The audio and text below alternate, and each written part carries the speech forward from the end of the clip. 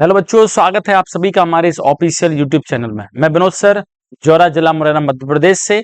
आज हम पढ़ने जा रहे हैं class 10th subject social science में ज्योग्राफी के अंदर chapter number 5 minerals and energy resources. इसके कुछ लेक्चर मैंने आपको बता दिए थे और इसके बाद आप देखेंगे तो इस तरह से मैंने इसको रीड करा दिया था और इसके बाद फर्दर हम पढ़ने जा रहे हैं। ये आपको बता दिया था, फेरस मिनरल्स, कॉपर मिनरल्स। ये आज हम यहां से पढ़ेंगे इंटरेस्टिंग फैक्ट से। इंटरेस्टिंग फैक्ट के अंदर आप देखेंगे तो लिखा हुआ है, after the discovery of aluminium emperor Napoleon third wore the buttons and hooks on his clothes made of the aluminium and served food to his more illustrious guests in the aluminum utensils, and the less honorable ones were served in the gold and silver utensils. Aluminium की discovery के बाद में, aluminium की खोज के बाद में Napoleon third जो शासक हुआ करते थे, उन्होंने अपने कपड़ों पर बटन और हुक्स एल्यूमिनियम से बनी हुई पहनी थी। और उनके वहां जो गेस्ट आए करते थे, उनके जो खास मेहमान हुआ करते थे, उनके लिए एल्यूमिनियम बर्तनों के अंदर खाने को सर्व किया जाता था। लेकिन जो सामान्य थे, लेस ऑनरेबल हुआ करते थे, जो सामान्य उनके जो गेस्ट हुआ करते थे, सामान्य व्यक्ति के लिए गोल्ड और सिल्वर से बने हुए बर्तनों में खाना परोसा जाता था। 30 years आफ्टर, 30 साल बाद क्या हुआ? This incident aluminium bowls were most common with the beggars in the Paris. 30 साल बाद समय का बदलाव हुआ और एल्यूमिनियम जो इतना बेहतरीन माना जाता था, जिसे गोल्ड और सिल्वर से ज्यादा इंपोर्टेंस दिया जाता था, उसी एल्यूमिनियम के बने हुए कटोरों को भिखारी है पेरिस के अंदर लेकर घुमा करते थे। इसका मतलब पेरिस के अंदर जो बेगर्स हैं, भिखारी है, वो उन कटोरों का यूज करते थे जो एल्यूमिनियम के बने हुए हैं। आखिर समय की मार इतनी खतरनाक होती है कि कुछ समय बाद, आफ्टर 30 ईयर्स, 30 साल बाद देखा गया, उन्हीं एल्यूमिनियम की वैल्यू, उन्हीं एल्यूमिनियम बर्तनों की वैल्यू न के बराबर हुई। चलिए बात करते हैं नॉन मेटेलिक मिनरल्स की। Mica is the most important example of non metallic mineral. Mica जिसे अब्रक भी कहा जाता है। Mica is mineral made up of the series of the plates और लीव्स। माइका वो मिनरल होता है जो प्लेट के फॉर्म में, अक्सर प्लेट के फॉर्म में मिला करता है, जिसको सीट के फॉर्म में भी कन्वर्ट कर सकते हैं। It splits easily into thin sheets, तोड़ा जा सकता है बड़ी आसानी से थिन शीट के फॉर्म में। These sheets can be so thin, ये सीट इतनी पतली होती हैं, that a thousand can be layered into a mica sheet of few centimetres high.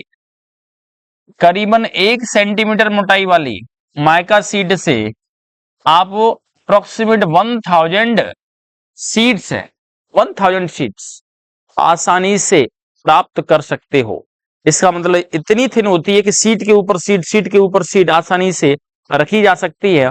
और 1 सेंटीमीटर मोटाई वाली इस माइका से करीबन 1000 सीट है आपको मिल सकती है। माइका कई फॉर्म मिलता है, क्लियर है, black, green, red, yellow, brown. Due to इस एक्सीलेंट डाइलेक्ट्रिक स्ट्रेंथ, इसकी डाइलेक्ट्रिक स्ट्रेंथ यानी विद्युत संचालन की शक्ति होती है, वो बेहतरीन है। लेकिन लो पावर लॉस फैक्टर हुआ करता है, इसमें लॉस बहुत कम हुआ करता है। इंसुलेटिंग प्रॉपर्टीज हुआ करती है, इसमें करंट पास नहीं हो पाता।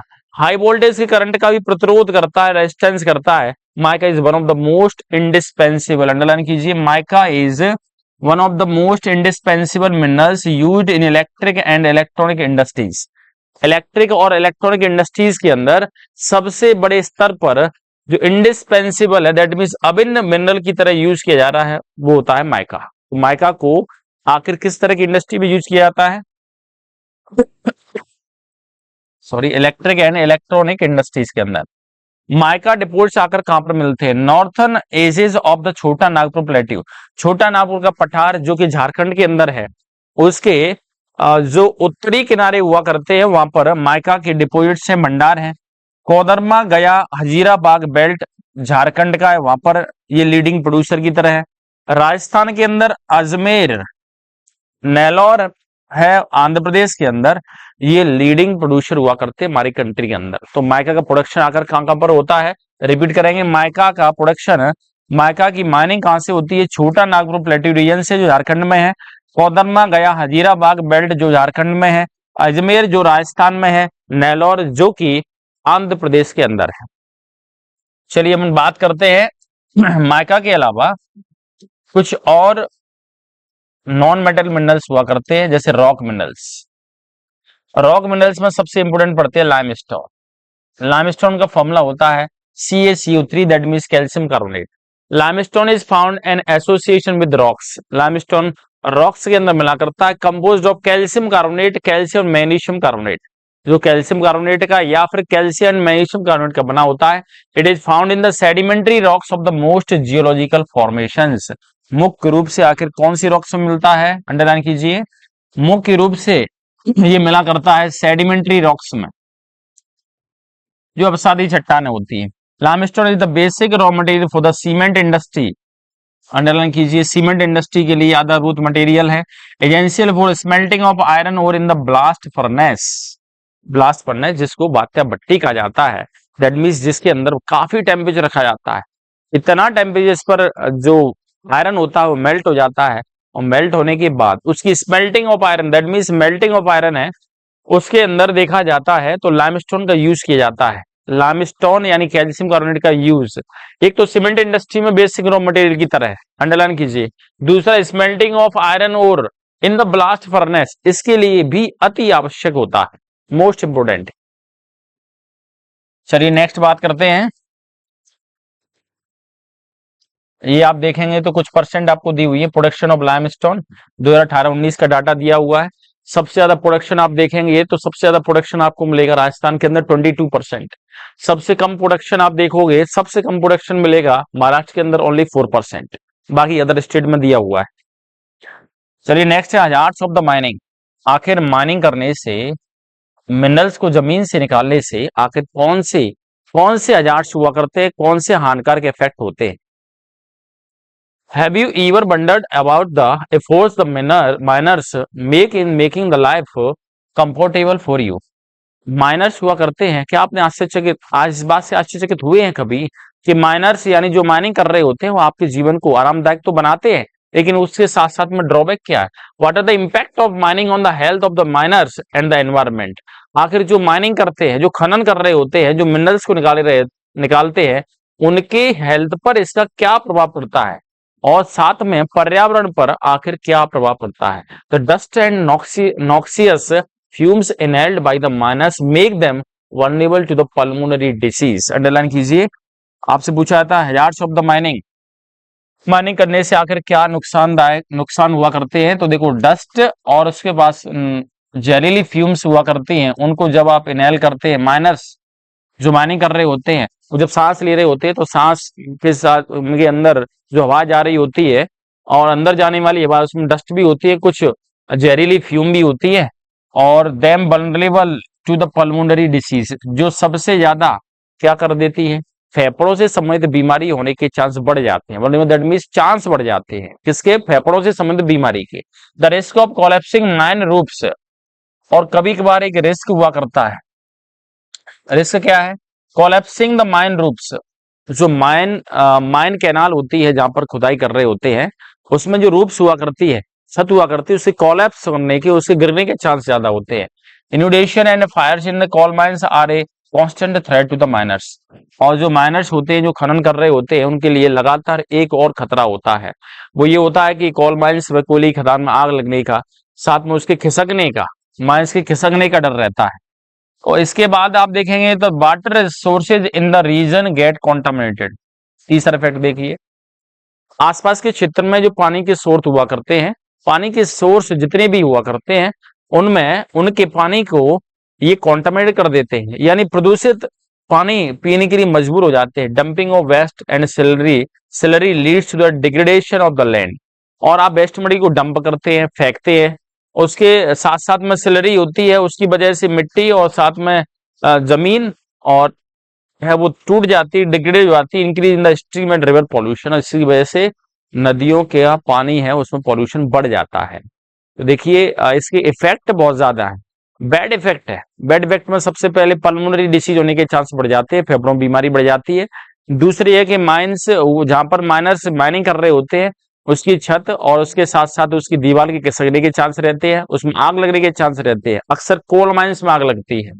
तीसरा है कि पानी, जहां भी इसका जो वेस्ट मटेरियल होता है उसको जब बाहर फेंका जाता है, पानी में मिक्स हो जाते हैं वो, और जैसे ही पानी मिक्स होते हैं तो उसके बाद वाटर पॉल्यूशन करते हैं, और वाटर पॉल्यूशन करने होने से एक्वेटिक एनिमल की लाइफ से वो खत्म हो जाती है।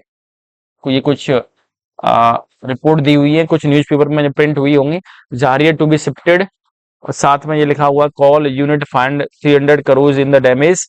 Over 50% of the call belt mines unsafe, करीबन 50% कॉल बेल्ट हुआ करते हैं जहां से माइनिंग करते हैं वो सुरक्षित नहीं है। Safety industry were not in the place, और सुरक्षित जो सुरक्षा की दृष्टि से जो स्टैंडर्ड डिसाइड किए सरकार ने उस जगह उपलब्ध नहीं है। ऐसे कुछ खासियत है जो बताई गई है। अब देखिए लिखा हुआ है stricter safety regulations and implementations of environmental laws are essential to prevent mining from becoming a killer industry। Mining को, यानी जहां से खनन कर रहे होते हैं, मिनरल्स निकाल रहे होते हैं, उसको किलर इंडस्ट्री बनने से और रोकने का सिर्फ एक ही तरीका होता है। वो तरीका ये है कि आप सेफ्टी रेगुलेशंस और सेफ्टी मेजर्स का यूज करें। जहां पर स्टैंडर्ड फिक्स किए हैं गवर्नमेंट ने कि आप इससे ज्यादा कोल माइनिंग नहीं कर सकते, आप एक लिमिटेड पीरियड तक ही कोल माइनिंग कर सकते हैं, और उसके बाद माइनर्स जितने होते हैं उनका रेगुलर हेल्थ चेकअप होना चाहिए। यदि इस तरह की सारे प्रोविजंस उपलब्ध हैं और माइनर्स हैं, यदि इसको फॉलो करते हैं तो किलर इंडस्ट्री बनने से, इस माइनिंग को किलर इंडस्ट्री बनने से रोका जा सकता है। किलर इंडस्ट्री का मतलब होता है ऐसी सारी इंडस्ट्री जो कि ह्यूमन हेल्थ के लिए हार्मफुल होती हैं, वो इंडस्ट्री किलर इंडस्ट्री कहलाती है। माइनिंग के मैंने बैड इफेक्ट बताए थे आपको, और ये माइनिंग किलर इंडस्ट्री बन जाएगी यदि इन सेफ्टी मेजर्स का उपयोग बड़ी ही कठोरता के साथ न किया जाए। चलिए बात करते हैं कंजर्वेशन ऑफ मिनरल्स की। आखिर खनिजों का संरक्षण कैसे किया जाता है। We all appreciate the strong dependence of industry and agriculture upon the mineral deposits and the substances manufactured from them। Mineral के जो खनिजों के भंडार होते हैं वो, और खनिजों से जो पदार्थ प्राप्त होते हैं उन पर हमारे देश की डिपेंडेंस सबसे ज्यादा है। और लिखा हुआ है कि ये स्ट्रॉन्ग डिपेंडेंस हुआ करती है उन इंडस्ट्री पर, एग्रीकल्चर पर, जहां पर मिनरल डिपॉजिट्स के कुछ पदार्थ हैं उनको यूज किया जाता है, साथ में उनसे बनने वाले पदार्थों का यूज किया जाता है। The total volume of workable mineral deposits is an insignificant fraction 1% of the earth crust. वो कह रहे हैं कि total volume of workable mineral deposits, जितना भी काम करने योग्य मिनरल के भंडार हुआ करते हैं उनमें से बहुत कम ऐसा पार्ट हुआ करता है, बहुत कम, इनसिग्निफिकेंट फिगर्स है, यानी 1% करीब अर्थ क्रस्ट का 1% एरिया जिसमें मिनरल्स इतनी पर्याप्त मात्रा में नहीं जिसको आप यूज कर पाए। बाकी आप देखेंगे तो बहुत सारा एरिया है मिनरल्स का, बहुत सारा अर्थ क्रस्ट का जो पार्ट होता है उसको मिनरल्स के भंडार की तरह यूज कर लेते हैं। We are rapidly consuming the mineral resources. सबसे बड़ी बात क्या, हम तेजी के साथ में इन मिनरल रिसोर्सेज का यूज कर रहे हैं। That required millions of years to be created and concentrate, और इनको बनने में लाखों साल लग जाती है, और इसको बनने में और इकट्ठा होने में लाखों साल लग जाती है, लेकिन आप लगातार इनका यूज करते जा रहे हैं। The geological process of mineral formation are so slow, और मिनरल फॉर्मेशन यानी खनिजों के बनने की प्रोसेस बहुत धीमी है, और आपकी कंजप्शन की प्रोसेस बहुत ज्यादा है। दैट मीन्स इम्बैलेंस है, slow that the rates of replenishment are infinitely small in the comparing to the present rates of the consumption. वर्तमान में जिस दर से, जिस रेट से आप उपयोग कर रहे हैं उसके कंपेयर में देखा जाए तो इनके रेट ऑफ फॉर्मेशन, की, मिनरल्स के रेट ऑफ फॉर्मेशन की जो खासियत हुआ करती है वो बहुत कम है। रिप्लेनिशमेंट दैट मीन्स मिनरल्स जो खत्म हो गए उसकी नए मिनरल्स के बनने में काफी समय लगता है। बस यही क्वेश्चनेबल है, इसी पर प्रश्न चिन्ह है। Mineral resources are therefore finite, underline कीजिए, mineral resources are therefore finite. Mineral resources हुआ करते हैं वो इसीलिए एक निश्चित मात्रा में है, नॉन रिन्यूएबल है, इनको बनने में काफी लंबा समय लगता है। Rich mineral deposits are our countries extremely valuable but short lived पोसेशंस।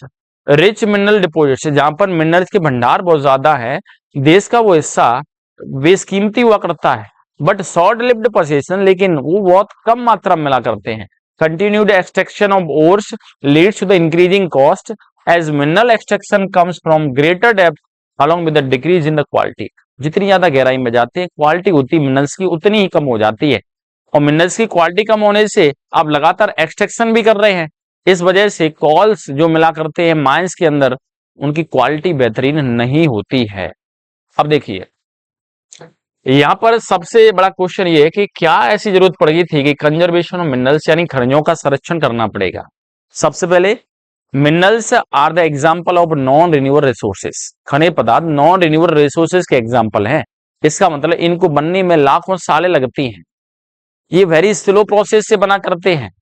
अब इन एक बार ये कम हो जाए या खत्म हो जाए तो इनको बनने में लाखों साल लगेंगे, इतने में कई सारी पीढ़ियां बीत जाएंगी, आप इनके बिना आपका जीवन यापन पॉसिबल नहीं है।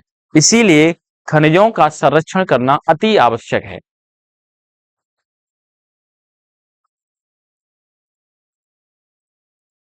इसके बाद आप देखेंगे लिखा हुआ a concentrated effort has to be made in order to use our mineral resources in a plan and sustainable manner. लगातार हम प्रयास कर रहे हैं, सरकार भी प्रयास कर रही है कि सस्टेनेबल मैनर में एक सोच समझकर और योजनाबद्ध तरीके से इस मिनरल का यूज किया जाए। Improved technologies need to be constantly evolve to allow use of low grade ores and low cost. वो कह रहे हैं कि लो ग्रेड के ओर्स हुआ करते हैं जिनमें कीमत कम लगती है, उसमें टेक्नोलॉजी का यूज किया जाए, लगातार यूज किया जाए। रिसाइकलिंग ऑफ मेटल्स, मेटल्स का पुनः चक्रण किया जाए। Using scrap metals and other substituents are steps in the conserving our mineral resources for the future.